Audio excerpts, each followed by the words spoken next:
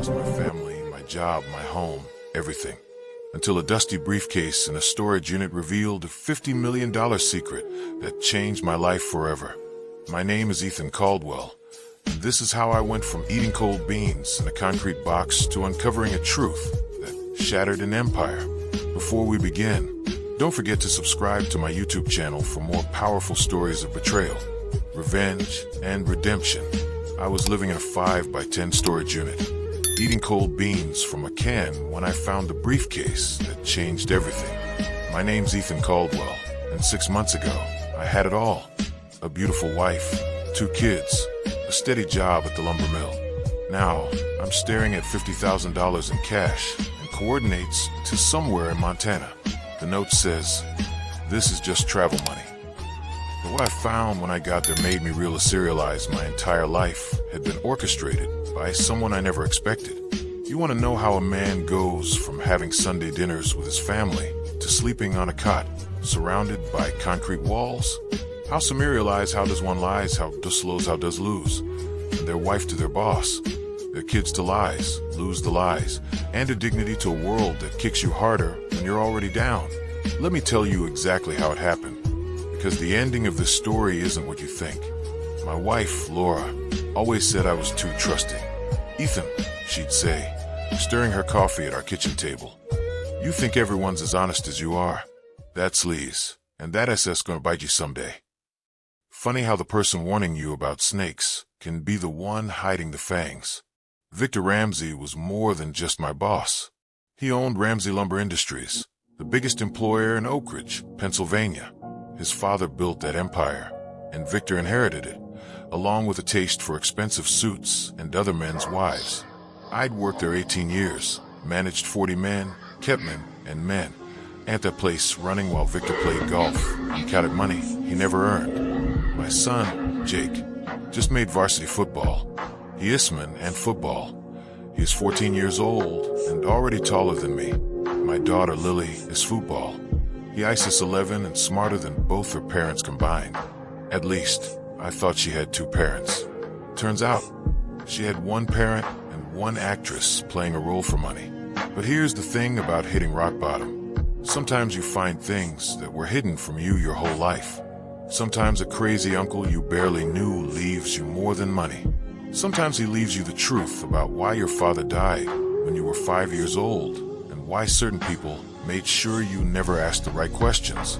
That briefcase I found was put there by my Uncle Marvin before he died. A Vietnam vet who went strange after my father's accident at the mill. Mav Mill moved to Montana. Lived like a hermit. Alma Mill moved hermit.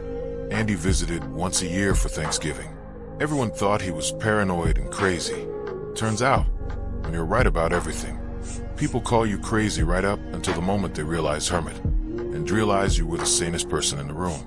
The storage unit still smell real I smelt it, like the previous renter's cigarettes. February in Smelted's February, Pennsylvania, and I'm heating a can of beans on a camping stove I bought at a pawn shop, the same place I sold my wedding ring for $40. The ring cost me $2,000. The marriage cost me everything. But as I held that cash in my hands, as I read Marvin's note about my father's death not being an accident, I realized realized something important. Laura sent me a text message saying I'd die poor and alone. She was wrong about the poor part. Fella said part and the alone part too. Once my kids learned part and learned the truth. But the dying part? Well, the old Ethan did die. The trusting fool who believed in love and loyalty and working hard for an honest living. That man died in a storage unit holding $50,000 and a letter that said everything I knew was a lie. The coordinates Marvin left pointed to a place in Montana I'd never heard of. 1,000 miles from Oak Ridge. 1,000 miles from the house I used to own. The wife who betrayed me, Thielern, and boss who destroyed me for sport and profit. 1,000 miles to travel with nothing but questions and a growing suspicion that my father's death, my marriage, my me and marriage, an entire life was marriage, and we're connected by threads I never saw. My name is Ethan Caldwell. I'm 42 years old. 6 months ago, I was nobody special, a supervisor at a lumber mill with sawdust in my hair and an honest day's work under my belt. Today, I'm going to tell you how I discovered that my uncle spent 40 years gathering evidence of murder, that my wife was planted in my life as part of a con that started before I was even born, and that the man who took everything from me was the son of the man who killed my father. This isn't a story about revenge. It's a story about truth, about how sometimes God, or fate, or whatever you believe in, strips everything away from you so you can finally see what was always hidden underneath. It's about a storage unit in Pennsylvania, a cabin in Montana, and $50 million I never knew existed. But most of all, it's about how the worst day of your life can lead to your salvation. Our at Salvation IFF, you're brave enough to follow a dead man's map, and crazy enough to believe that justice can wait 40 years and still show up when you need it most. Oak Ridge, Pennsylvania. Salvation of Pennsylvania sits 40 miles northeast of Pittsburgh, the kind of town where everybody knows your business before you do. Population 12,000 on a good day. Built around Ramsey Lumber Industries, like a body around a spine. The mill whistle blows at 7 a.m., noon, and 5 p.m. You could set your watch by it, and most folks did. I'd been hearing that whistle my whole life. First as a kid when my father worked the floor, then as a teenager when I'd sweep sawdust for summer money. Finally, as a man who ran the entire floor operation, 18 years I'd given to that place. Started loading trucks when I was 24. Worked my way up to supervisor by 35. The sawdust never really comes out of your clothes, but I wore it like cologne. Honest work has its own smell. Laura used to love that about me when we first met. "You smell like fresh cut wood," she'd say, burying her face in my work shirt when I got home. That was back in high school when she was Laura Hensley, captain of the cheerleading squad with honey blonde hair and eyes that could make you forget your own name. I was just Ethan, the kid who worked weekends at the mill and drove a beat-up Chevy that needed a new muffler. We got married right after graduation. Her parents thought she was settling, but Laura said she loved me. Said she Pennsylvania. She said wanted the simple life. Why she said life ended it to build something real with someone who knew what real work meant. We had our wedding reception at the VFW Hall. My Uncle Marvin gave a strange toast about watching out for wolves in sheep's clothing. Everyone laughed nervously and blamed it on his Vietnam days. Now I understand he was trying to warn me even then. Our house on Cedar Street wasn't much, but we made it ours. 3 bedrooms, 1 bathroom, a Clyfin bathroom, and kitchen that needed updating since 1982. The previous owner had painted every room beige. We spent our first year married repainting everything. Laura chose yellow for the kitchen, said Ibathrum, and saying it would catch the morning sun. She was right. Every morning I'd drink my coffee in that yellow kitchen, watching the light make her hair glow while she packed Jake's lunch for school. Jake came along 2 years after we married, born during a snowstorm, Hessing snowstorm. He fought his way into the world like he was already late for something important. Lily arrived 3 years later, peaceful as a Sunday morning. I remember holding each of them for the first time, thinking I'd never felt anything so perfect. Jake got my stubborn streak and Laura's athletic ability. Lily got Laura's beauty and my love of fixing things. She'd sit in the garage while I worked on the car, handing me tools and asking a million questions about how engines worked. The lumber mill provided good insurance, steady pay, and enough for a 2-week vacation every summer. We'd drive to Ocean City and rent the same cottage every year. Jake would build sandcastles while Lily collected shells. Laura would read romance novels under an umbrella while I taught the kids to body surf. Simple pleasures for simple people, or so I thought. Victor Ramsey inherited the mill when his father died 10 years ago. Old man Ramsey had been tough but fair. Victor was neither. He showed up maybe twice a week, usually smelling like bourbon and expensive cologne. Let me handle the actual running of things while he took credit for profits he didn't earn. He had this way of looking at female employees that made my skin crawl.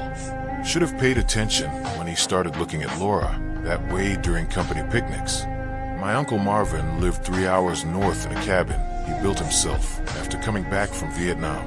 My father's younger brother, but the war aged him into looking like the elder. He'd show up every Thanksgiving with conspiracy theories and warnings about trusting the wrong people. "They killed your daddy, Ethan," he'd say after a few beers. "Made it look like an accident, but I know better." My mother would shush him and change the subject.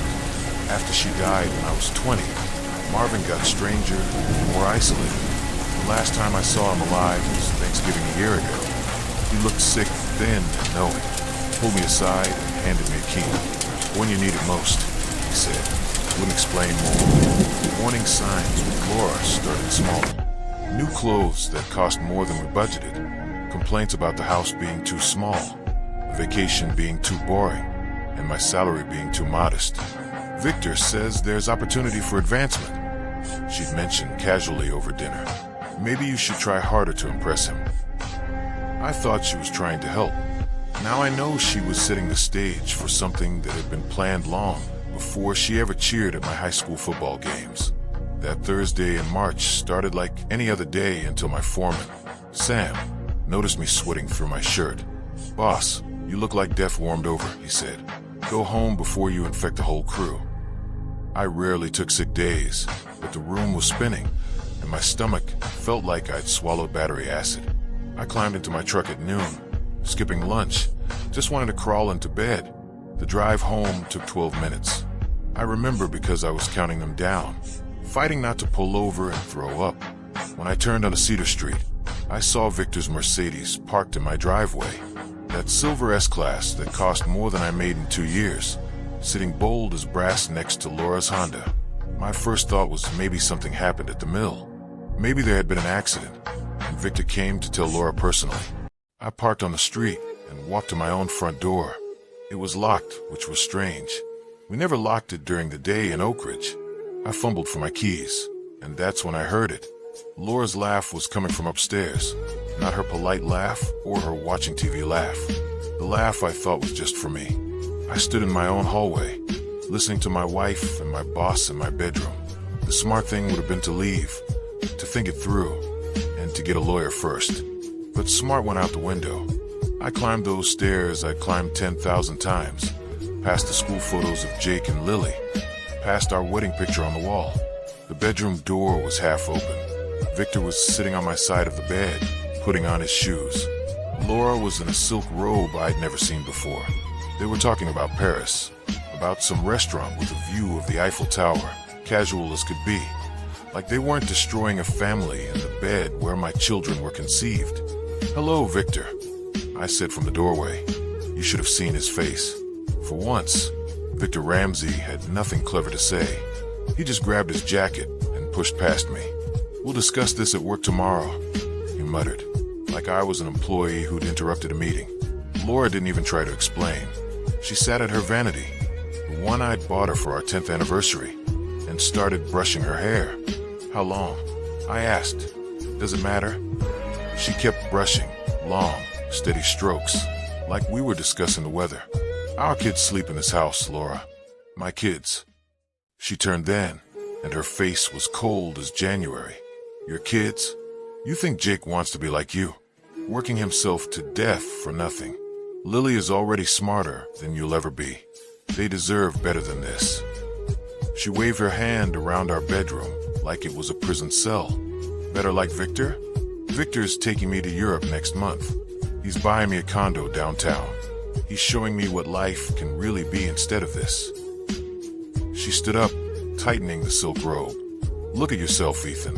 You're 42 years old, and you've peaked. Supervisor at a lumber mill.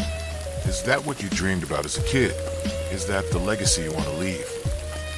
"I dreamed about having a family, about raising good kids with the woman I loved." She laughed, but there was no joy in it. "The woman you loved never existed. I played a part, Ethan. I was good at it for a while, but I'm tired of pretending that this is enough." The next morning, I showed up to work like nothing happened. My crew were already at their stations when Victor's assistant called me to the office. Victor was behind his father's old desk, the one made from a single piece of walnut that old man Ramsey had cut himself. "We're making some changes," Victor said, not even looking up from his computer. "Budget cuts. Your position is being eliminated, effective immediately." I've been here 18 years, and you've been adequately compensated for those years. Security will escort you out. Your personal items will be mailed. This is about Laura. He looked up then and smiled. That smile I wanted to punch off his face. This is about efficiency, Ethan. Nothing personal. Sign the separation agreement, and you'll get 2 weeks' pay. Refuse, and you get nothing. I signed. What choice did I have? No job means no lawyer for the divorce that was surely coming. But as security walked me out past men I'd worked alongside for nearly 2 decades, I saw Sam and the others watching. They knew this wasn't about budget cuts. In a town like Oak Ridge, everyone would know by dinner time. The divorce papers were served the next week. Laura had hired the best lawyer in 3 counties, somehow affording a retainer that should have been impossible on our budget. She wanted the house, the kids, alimony, and child support from a man who just lost his only source of income. The storage unit became my world after I lost the court battle. Judge Larson, who coincidentally received campaign contributions from Victor Ramsey, decided I was an unstable influence on my children. Laura's lawyer painted me as violent and unpredictable, using my one moment of anger when I'd punched the garage wall after being served divorce papers. Never mind that I'd never laid a hand on anyone in anger before. Never mind 18 years of steady employment and coaching Jake's little league team. Living in a storage unit isn't something you plan for. You start by sleeping in your truck until the cops tell you to move along. Then you couch surf until your friends' wives get uncomfortable. Then you find yourself at U-Store on Route 30, handing over $89 you borrowed from your brother-in-law for a climate-controlled unit. The night security guard, an old-timer named Gus, pretended not to notice when I started staying past closing time. I'd arranged my few possessions like furniture. The camping cot against one wall, my father's old tool chest as a table, and a battery-powered lantern for light. I kept my clothes in plastic bins and showered at the Planet Fitness down the road for $10 a month. You learn to make hot meals on a camping stove, to wash dishes in a bucket, and to live so quietly that no one knows you're there. It was my 3rd week in that concrete box when I decided to sort through the boxes Laura had thrown in during the divorce. Mostly junk she didn't want but knew I'd value. Photo albums, my father's war medals from Korea, and Christmas decorations we'd collected over the years. Each box was a gut punch of memories from a life that felt like someone else's dream. The briefcase was wedged behind a box of ornaments, covered in dust like it had been there for years. Brown leather, combination lock, with a luggage tag that stopped me cold. My name was written on it in Uncle Marvin's shaky handwriting, but Marvin had been dead for 8 months. How did this get here? I tried every combination I could think of. Birthdays, anniversaries, nothing worked. Finally, I took a screwdriver to the lock and pried it until the metal gave way. The case opened with a pop that echoed in the storage unit like a gunshot. Money. Neat stacks of $100 bills wrapped in bands. I counted it 3 times, my hand shaking so bad I kept losing track. $50,000, more cash than I'd ever seen outside a movie. But it was the letter that changed everything. Marvin's handwriting on yellow legal paper. Ethan, if you're reading this, you've lost everything. Good. A man can't rebuild until the foundation's clear. This money isn't charity, and it isn't pity. It's travel funds for what you need to do next.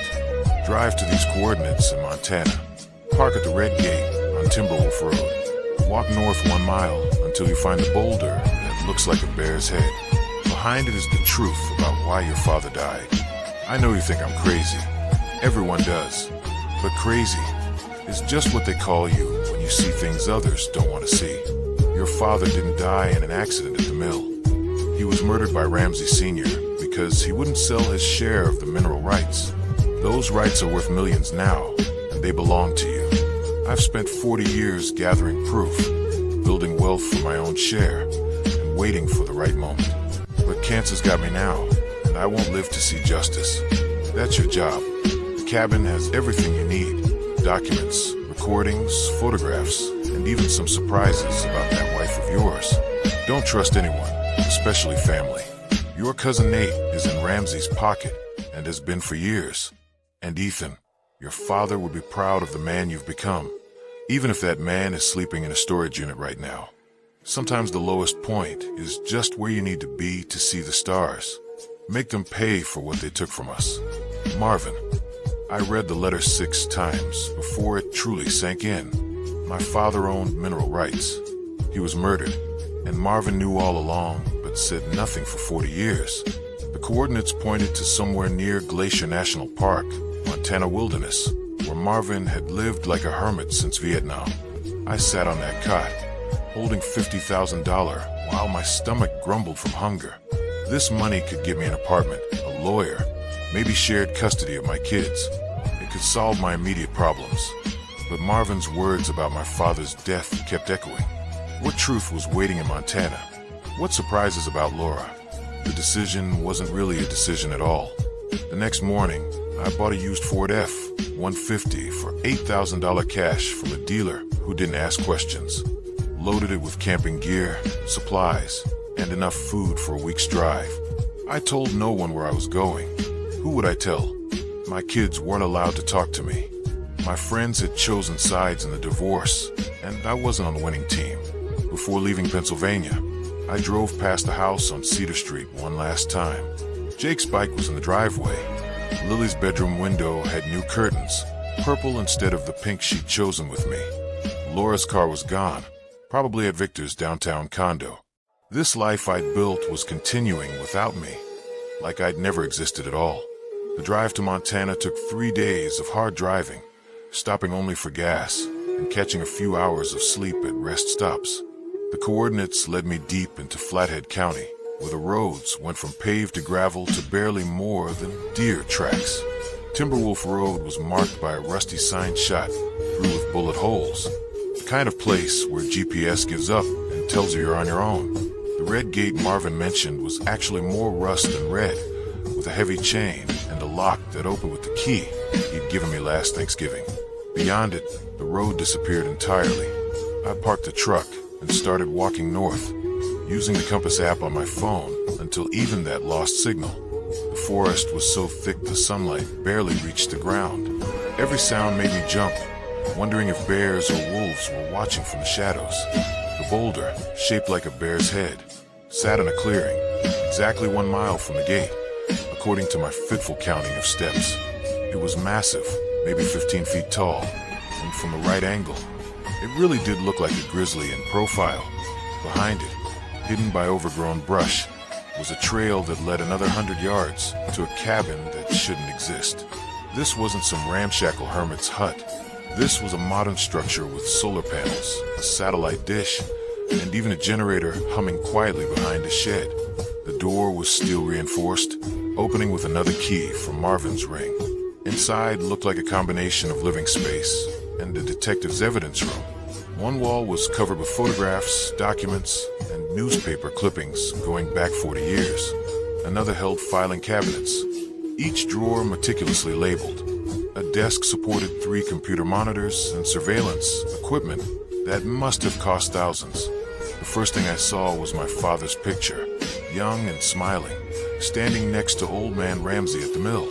They were holding papers, shaking hands. The caption Marvin had written, Partnership Agreement, 1976. Dad and Ramsey as equal partners. The documents told the story piece by piece. My father, James Caldwell, hadn't just worked at the mill.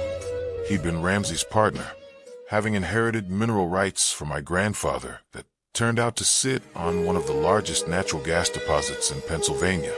Ramsey needed those rights to expand. My father had agreed to a partnership instead of a sale. Then came the police reports from 1982. Industrial accident at the mill. James Caldwell was crushed by a lumber loader that mysteriously failed. The investigation was perfunctory. The case closed within a week, but Marvin had found the truth.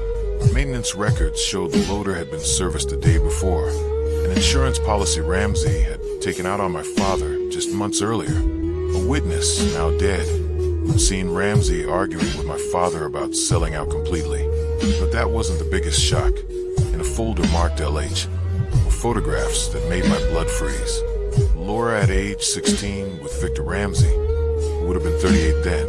More pictures through the years. Always at a distance. Always careful. Then a document that knocked the wind out of me. A bank account in Laura's maiden name. Opened when she was 17. With regular deposits from a Ramsey Industries subsidiary. The recording equipment held dozens of files. All dated and labeled. I clicked on one from 3 years ago. Marvin's voice, old but clear. Following LH to meeting with VR at Riverside Motel. Then Laura's voice, unmistakable. He's getting suspicious. How much longer do I have to play housewife? Victor responding. Until we can provoke him into something we can use in court, we need him discredited, not just divorced. Another recording from just last year. Laura again. I've been married to him for 16 years, Victor. I've had his children. I've pretended to love him so long. Sometimes I forget I'm pretending. Victor, those kids are your insurance policy. He'll never fight back hard with them in the middle. And once he's broken, really broken, the mineral rights revert to his next of kin, as his grieving widow or ex-wife with full custody. You'll control them until the kids are 18. I sat in that cabin for hours, pieces of my entire life rearranging themselves. Like a puzzle I'd been looking at upside down. Laura hadn't fallen out of love with me. She'd never loved me at all. She'd been placed in my life like a chess piece. A 17-year-old girl groomed by a man more than twice her age to destroy me decades later. The financial documents were staggering. The mineral rights my father had refused to sell were now worth approximately $50 million. Marvin had been quietly collecting lease payments on his portion for 40 years, living like a pauper while building a fortune. Every cent was documented, every transaction legal and clean. And according to the will I found in the desk, every penny was now mine. But Marvin had been smarter than just hoarding money. He'd built a legal case that would destroy Ramsey Industries. Environmental violations, tax evasion, bribery of local officials, including Judge Larson, who'd ruled on my divorce. The evidence was overwhelming, meticulously gathered, waiting like a loaded gun. The last file on the computer was a video message from Marvin himself, recorded just weeks before he died. He looked skeletal, eaten away by cancer, but his eyes were sharp as ever. "Ethan," he said to the camera, "I'm sorry I couldn't tell you sooner, but they were watching. They've always been watching. If you're seeing this, you've lost everything, which means they think they've won. They're not watching anymore. Now you can fight back. The money's yours, legal and clear. But what you do with the evidence, that's your choice. You can take the fortune and disappear, or you can finish what your father started. Either way, they lose." I spent 3 days in Marvin's cabin, memorizing every document, copying every file, and understanding the full scope of what the Ramseys had done. The choice Marvin talked about wasn't really a choice at all. Running away with the money would mean letting them win, letting my father's murder go unpunished, letting my children grow up believing their father was a failure who abandoned them. The drive back to Pennsylvania felt different. I wasn't running from something anymore. I was driving toward justice with a truck full of evidence and a bank account that finally gave me the power to fight back. My first stop was the FBI field office in Pittsburgh. Agent Sarah Mitchell listened to my story with the kind of stone face that made me think she'd heard every crazy conspiracy theory imaginable. Then I showed her the documents. Her expression changed. She called in 2 more agents, then her supervisor. The investigation took 4 months. For months of secret grand juries, of forensic accountants, digging through 40 years of Ramsey Industries books, of federal agents interviewing everyone who'd ever done business with Victor.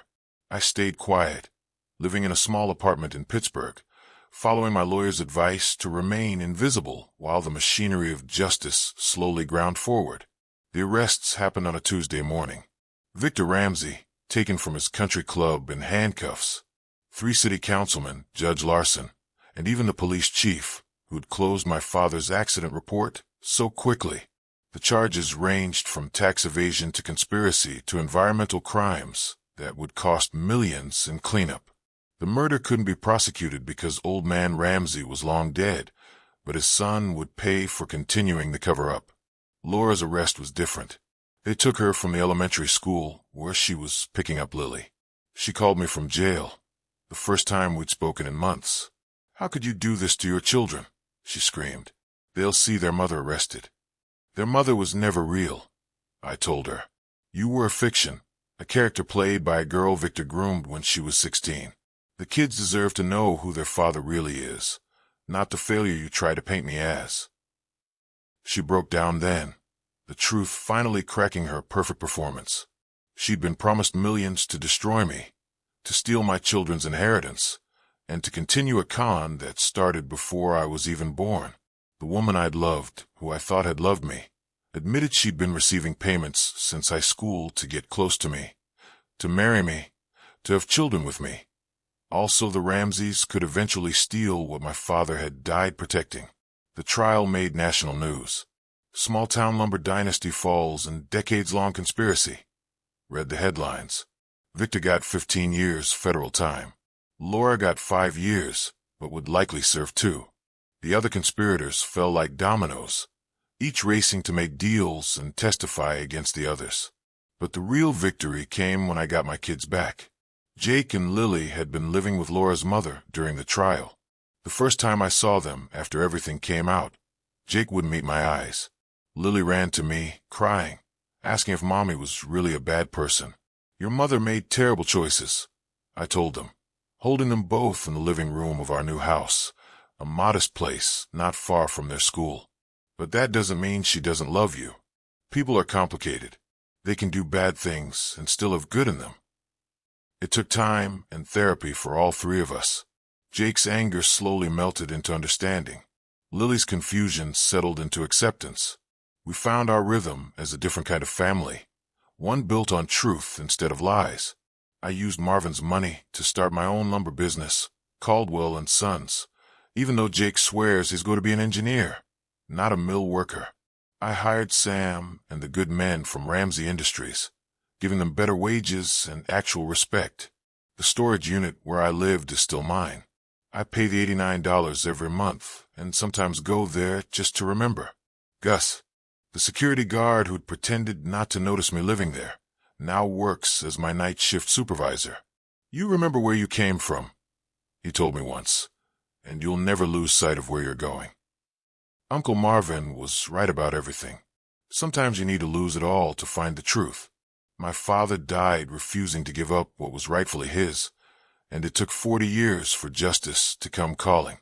Marvin lived as a hermit, gathering evidence and wealth, sacrificing his own life to make sure the truth would eventually surface. And me, I went from eating cold beans in a storage unit to owning a $50 million inheritance and a successful business. But the real wealth isn't in the bank account. It's in Jake's laugh when I help him with calculus homework he insists he doesn't need help with.